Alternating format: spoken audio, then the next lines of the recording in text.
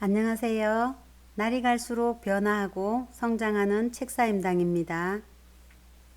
오늘의 추천 도서는 가르침이라 쓰고 사랑이라 읽는 아버지의 메시지, 아버지의 말입니다.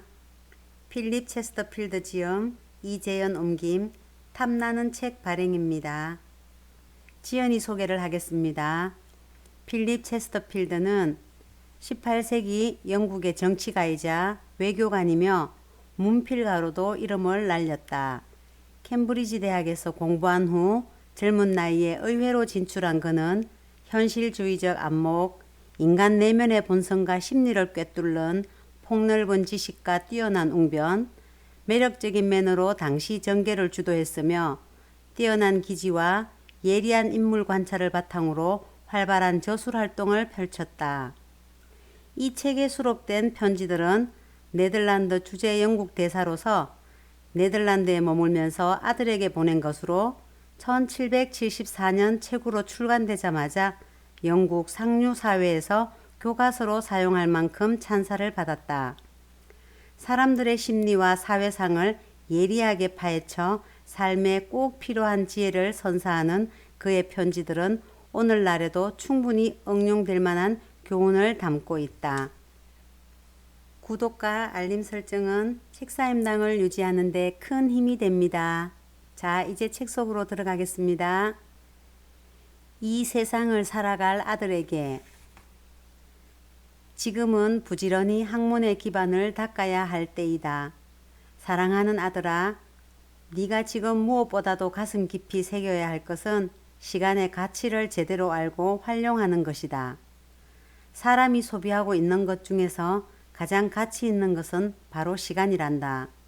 그렇기 때문에 예로부터 무수히 많은 사람들이 시간의 소중함에 대해 강조하고 있는 것이다.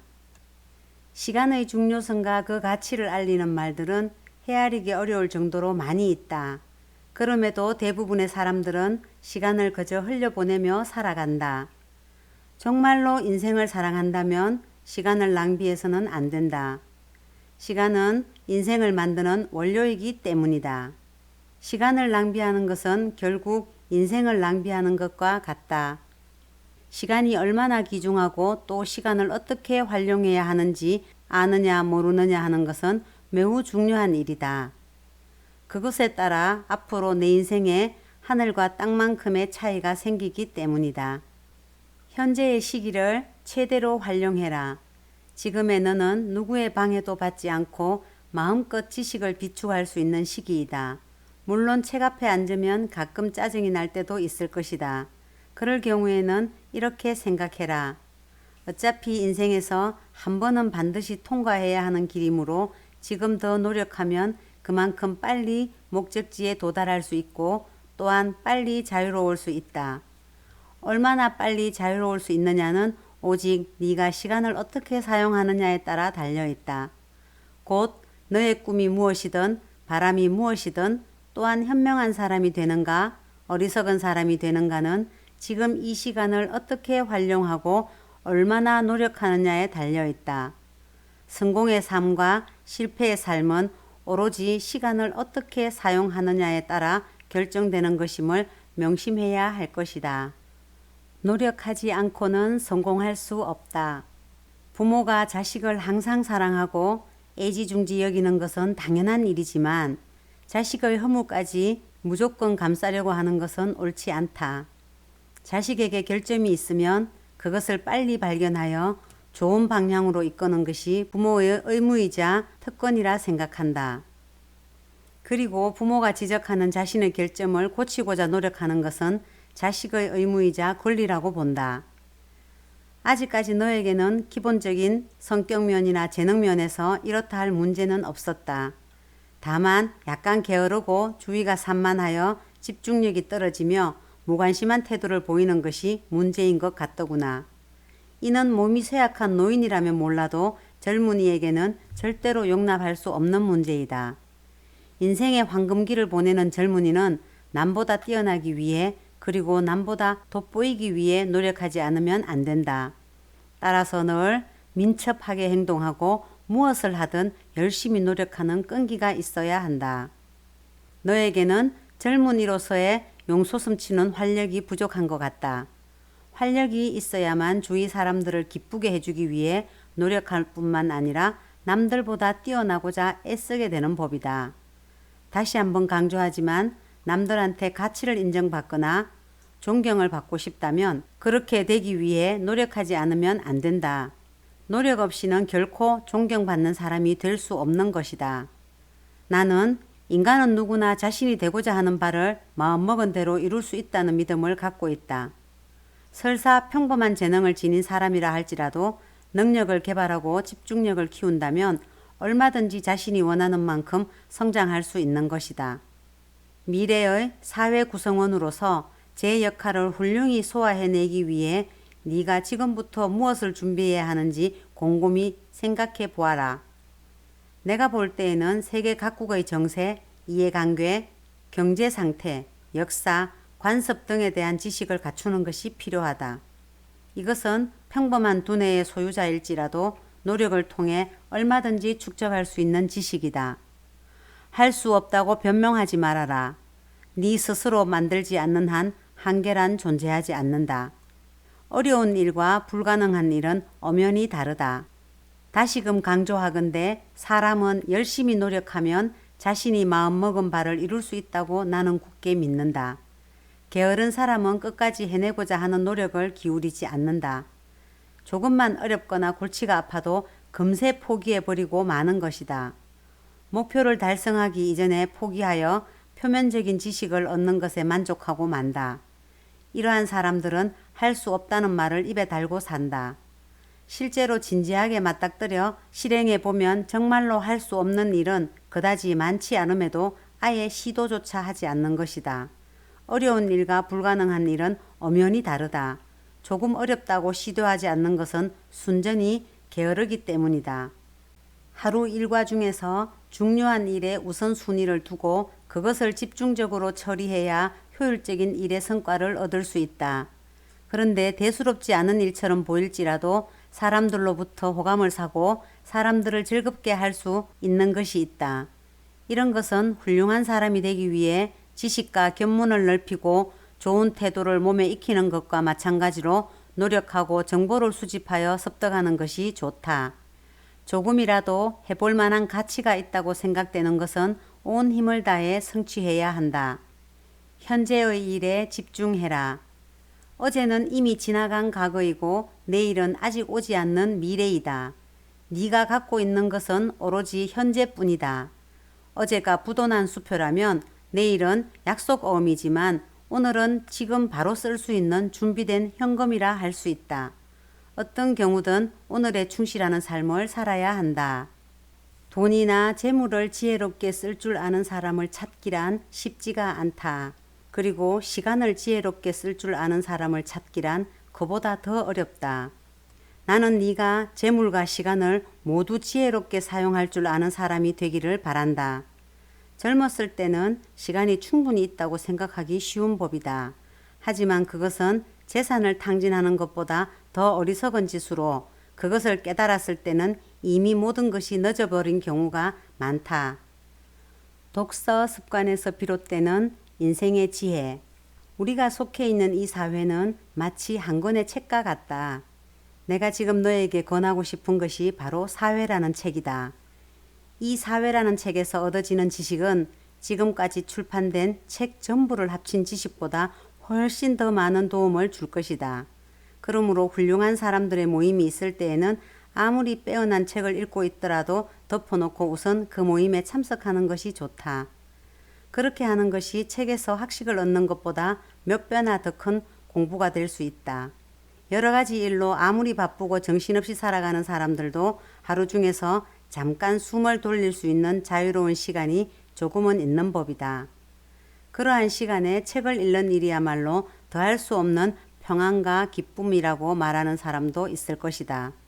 책으로부터 얻게 된 지식은 소가 이미 섭취한 풀을 되새김질하듯 씹고 또 씹어야 하며 그것을 충분히 내 것으로 만들어 실생활에서 활용해야만 한다. 그것이 바로 참된 지혜이다. 어떠한 상황에서도 올바른 판단력을 유지하라. 어떠한 장점이나 덕행에도 그와 비례하는 단점이나 부도덕함이 있으므로 한 걸음 잘못 내디디면 생각지도 못한 실수를 저지를 수 있다. 관대함은 그 정도가 지나치면 엉석바지를 만들게 되고 전략이 지나치면 인색함이 되며 용기가 지나치면 만용이 되고 지나친 신중함은 비겁함이 된다. 그렇게 따지고 보면 결점이 없도록 그리고 부도덕한 행위를 하지 않도록 조심하는 것 이상으로 장점이나 덕을 나타내는 면에서도 주의가 필요하지 않을까 생각한다. 누구와 교제해야 자기 자신이 발전하는가? 아들아, 너는 지금 어떤 사람과 교제하고 있느냐? 함께 어울리는 사람이 누구인지 하는 것은 매우 중요한 일이다. 사람들과 교제할 때는 아래를 보지 말고 위를 보아라. 가능한 한 자기보다 뛰어난 사람들과 사귀도록 노력해야 한다. 뛰어난 사람들과 사귀면 자신도 그 사람들처럼 똑같이 우수해지는 법이다. 반대로 자기보다 수준이 낮은 사람과 사귀면 자신도 그 정도의 인간이 되어버릴 뿐이다. 이왕이면 우수한 사람들이 모인 집단의 일원이 되는 것이 좋다. 그러한 모임에서 다양한 인격과 다양한 도덕관을 지닌 사람들을 살펴보는 것은 즐겁고 유익한 일이다. 너의 결점까지 칭찬하는 사람과 사귀어서는 안 된다. 그것은 어떤 일이 있어도 피해야 할 교제이다. 그들은 인격적으로 수준이 낮고 덕이 부족하고 사회적 지위도 낮은 사람, 아무것도 내세울 것이 없고 너와 사귀고 있는 것만으로 자랑스레 여기고 있는 그런 사람들이다. 그런 사람들은 너를 붙잡아 두기 위해 너의 결점까지도 칭찬할 것이다. 그런 사람과는 절대로 사귀어서는 안 된다. 여기서 가장 문제가 되는 것은 바로 허영심이다. 인간은 허영심으로 인해 수많은 잘못을 이야기하고 어리석은 행동을 저지르고 있다. 어느 면으로 보나 자기보다 수준이 낮은 사람과 사귀는 것은 이 허영심 때문이다. 사람은 누구나 자신이 속한 그룹에서 최고가 되기를 바라는 법이다.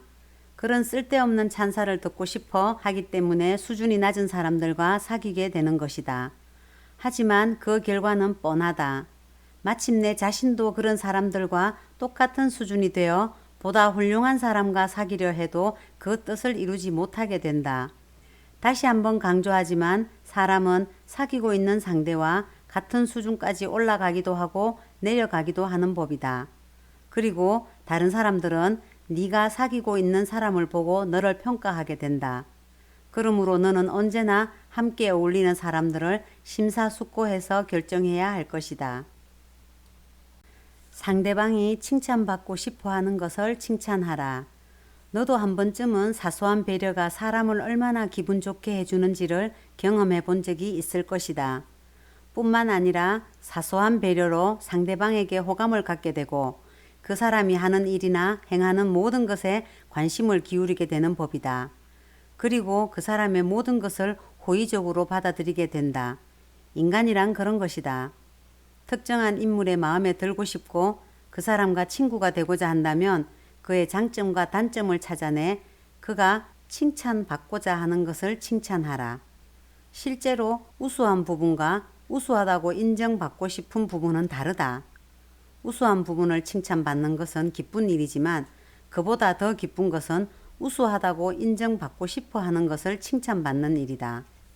험한 세상에서 살아남는 지혜를 깨우쳐라.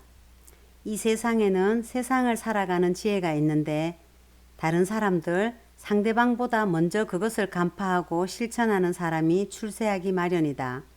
세상을 살아가는 지혜의 근본은 감정을 겉으로 드러내지 않고 말이나 행동이나 표정에서 마음이 동요하고 있다는 것을 알아차리지 못하도록 하는 데 있다. 일단 상대방이 그것을 알아차리면 오히려 끌려다닐 수가 있다. 싫은 말을 들으면 노골적으로 화를 내거나 표정을 바꾸는 사람, 혹은 좋은 말을 들으면 뛸 듯이 기뻐하거나 표정이 풀어져 버리는 사람들은 교활하고 능청스러운 사람들의 희생물이 되기 쉽다. 교활한 사람은 고의적으로 이쪽이 화를 낼 만한 말을 하거나 기뻐할 만한 말을 해서 반응을 살피고 마음이 고요할 때는 절대로 누설하지 않을 비밀을 캐내려 한다. 능청스러운 사람도 마찬가지다. 평범한 사람은 이성보다 성격을 우선시한다. 하지만 노력만 한다면 이성으로 성격을 억제하는 습관은 얼마든지 길러질 수 있다. 만약 갑자기 감정이 폭발할 것 같아 억제할 수 없게 되면 감정이 진정될 때까지 입을 다물고 있는 편이 낫다. 만약 너를 비꼬는 듯한 말을 걸었을 때의 가장 좋은 방법은 못 들은 척 하는 것이다. 너무 가까이에서 들었기 때문에 그렇게 할 수 없을 때에는 그들과 함께 웃고 상대가 말한 내용을 인정하여 재치 있는 비방 방법이라고 칭찬해 줌으로써 부드럽게 그 자리를 넘겨야 한다. 절대로 똑같은 식으로 반박해서는 안 된다. 그런 짓을 한다면 자신이 상처받았다는 것을 공표하는 것과 마찬가지이다. 속마음을 읽히면 어떤 일도 성취할 수 없다. 협상 테이블에서 혈기왕성한 인물과 상대할 때만큼 좋은 기회도 드물다. 상대방은 혈기가 왕성하기 때문에 사소한 일에도 마음이 흐트러져 엉뚱한 말을 입 밖에 내거나 표정이 변하는 것이다. 그런 사람은 이것저것 넘겨짚으며 표정을 관찰하면 반드시 그 속셈을 알아낼 수 있다. 특히 비즈니스에서는 상대방의 속마음을 읽어내느냐 그렇지 못하느냐가 성공의 열쇠가 된다. 자신의 감정이나 표정을 숨길 수 없는 사람은 그렇게 할 수 있는 사람에게 항상 당하기 마련이다. 다른 모든 조건이 대등할 때조차 그러하므로 만약 상대가 수완가인 경우에는 더더욱 성산이 없다. 옛날부터 전해 내려오는 말 중에 속마음을 남에게 읽히면 남을 거느릴 수 없다라는 것이 있다. 나는 더욱더 극단적으로 이렇게 말하고 싶다. 속마음을 남에게 읽히면 아무 일도 성취할 수 없다. 쉽게 말해 시치미를 떼도록 해라. 하지만 똑같이 시치미를 떼더라도 속마음을 남에게 읽히지 않도록 시치미를 떼는 일과 상대편을 속이기 위하여 시치미를 떼는 일은 크게 다르다. 후자의 경우는 잘못된 것이다.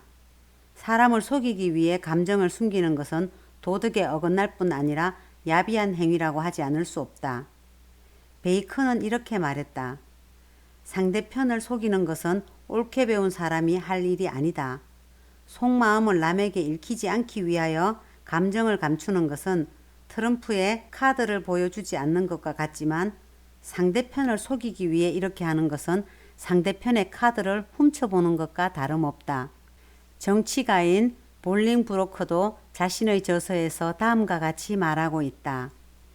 사람을 속이기 위하여 감정을 감추는 것은 마치 단금을 휘두르는 것과 같아 바람직하지 않는 행위일 뿐 아니라 불법 행위이기도 하다. 단금을 사용하면 그것은 어떤 떳떳한 이유도 변명도 통용되지 않는다.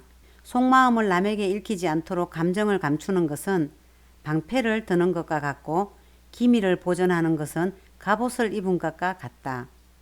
어떤 일을 할 때 어느 정도 감정을 감추지 않으면 기밀을 보존할 수 없고 기밀을 보존할 수 없으면 일이 잘 되지 않는다.